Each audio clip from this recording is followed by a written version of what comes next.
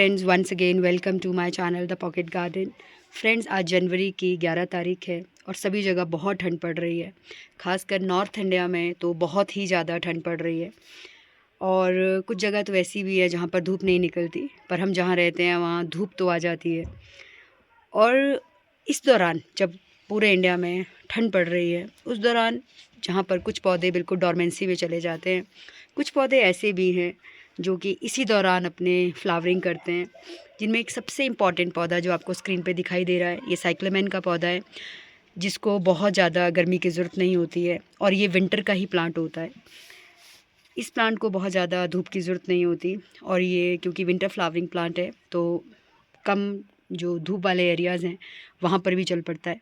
अगर आपकी बालकनी में बहुत धूप नहीं आती है तो आपके गार्डन के लिए ये प्लांट बिल्कुल एप्रोप्रिएट है, और क्योंकि ये धूप कम में आसानी से चल पड़ता है।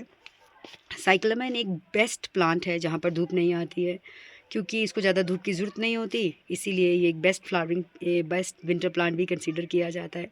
आज हम इस प्लांट की पूरी केयर, इसकी प्रोपोगेशन के बारे में बात करेंगे। शायद ही कुछ लोगों को मालूम हो कि ये प्लांट बल्ब से भी ग्रो होता है, लेकिन इसका जो बल्ब होता है वो बहुत ही मुश्किल से मार्केट में अवेलेबल रहता है। वैसे तो ऑनलाइन मिल जाता है लेकिन कम मिलता है। ये प्लांट मोस्टली उत्तराखंड और एचपी में तैयार किया जाता है, क्योंकि इन दोनों एरियाज़ में ठंड होती है और यहाँ का जो ठंडा इन्वायरमेंट है इस प्लांट के लिए बिल्कुल एक्यूरेट है। इस पौधे को बल्ब से भी तैयार किया जाता है। इसके बल्ब बहुत छोटे छोटे होते हैं और मार्केट में मिल तो जाते हैं पर उतनी ईजीली अवेलेबल नहीं होते हैं। इसका बल्ब जो है वो आप नवंबर में लगा सकते हो। इसका बल्ब नवंबर में लगाने के बाद आपको थोड़ा पेशेंस रखना है, क्योंकि वो 40 और 50 डेज़ के बाद ही तैयार होता है, मतलब अप्रॉक्सीमेटली 1.5 मंथ के बाद ही तैयार होता है। वैसे तो ये प्लांट बीज से भी लग जाता है ईज़िली, लेकिन अगेन बीज से लगाने के बाद भी आपको कम से कम ऐसा बुशी प्लांट चाहिए तो आपको 7-8 महीने का पेशेंस रखना पड़ता है। और यही एक रीज़न है कि ये प्लांट नॉर्मली नर्सरी में अवेलेबल रहता है, क्योंकि ये प्लांट बहुत इजीली जर्मिनेट नहीं होता है, इजीली प्रोपोगेट नहीं होता है, इसीलिए ये प्लांट नर्सरी में 200 से 250 के बीच में मिलता है। मैं तो इसको 180 रुपीज़ में लेके आई हूँ, लेकिन कुछ जगह पे तो ये 500 रुपीज़ में भी मिलता है नर्सरी में।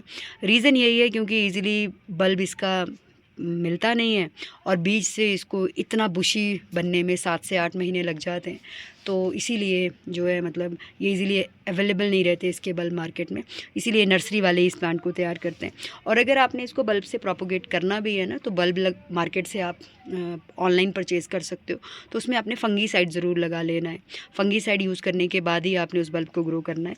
रीज़न बीइंग क्योंकि ज़्यादा बारिश होने की वजह से उसमें जो है फंगीसाइड लग जाती है और कभी कभी सर्दियाँ ज़्यादा होने की वजह से भी लग जाती है। ये एक ऐसा प्लांट है ना जिसमें बहुत सुंदर फ्लावरिंग होती है। ये प्लांट बहुत सारे डिफरेंट कलर्स में आता है, रेड में, पिंक में, वाइट में।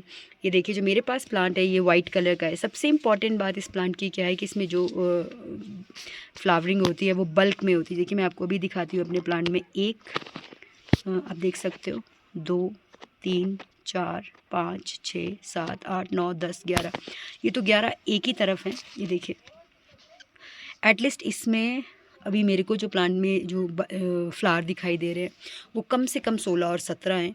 और ये प्लांट इतना सुंदर होता है देखने में। इसकी सबसे बड़ी खासियत क्या है कि अगर इसमें वो भी नहीं ना आए, फ्लावरिंग भी नहीं आए, तो जो इसकी लीव्स होती है ना वो हार्ट शेप में होती हैं और बहुत सुंदर होती हैं देखने में। इस प्लांट की देखभाल के लिए सबसे इम्पॉर्टेंट चीज़ क्या है कि इस प्लांट को आपने बहुत धूप में नहीं रखना है। धूप में रखने से जो इसकी पत्तियाँ हैं ना वो येलोइश पड़ जाती हैं और जलने लग जाती हैं। इसीलिए इस प्लांट को आपने शेड में रखना है, मतलब ये शेड लविंग प्लांट है, क्योंकि मैंने जैसा आपको बताया कि अगर आपकी बालकनी में धूप नहीं आती है तो उसके लिए ये बिल्कुल एक्यूरेट प्लांट है। और इसके अलावा इस प्लांट में जो फर्टिलाइज़र है उसको ज़्यादा ज़रूरत नहीं रहती, लेकिन हाँ आप इसमें वर्मी कंपोस्ट का यूज़ कर सकते हो और इसको ज़्यादा वाटरिंग की ज़रूरत भी नहीं रहती। जब आपको लगे ना कि इसकी मिट्टी सूख गई, देखिए मैंने आज ही इसको पानी दिया है, आपको लगे कि इसकी मिट्टी सूख गई है तो ही आपने इसको पानी देना है। और एक बात और कि जब आप इसको नर्सरी से लेके आएँ तो बहुत जल्दी इसको रिपॉट ना करें, जैसा है सेम वैसा ही रहने दें, क्योंकि आप इसको अपनी ही मिट्टी में लगाएंगे तो हो सकता है ये ख़राब हो जाए, क्योंकि ये प्लांट ना बहुत ही ज़्यादा सोफिस्टिकेटेड प्लांट होता है, तो इसको ज़्यादा छेड़ना नहीं है आपने और वाटरिंग इसमें कम करनी है और इसको ऐसी जगह रखना है जहाँ पर ज़्यादा धूप ना आती हो। तो ये प्लांट आपको फरवरी से लेकर आने वाले अप्रैल मई तक बहुत सुंदर फ्लावरिंग करेगा। Friends, if you like my videos, then subscribe my channel. Thank you so much.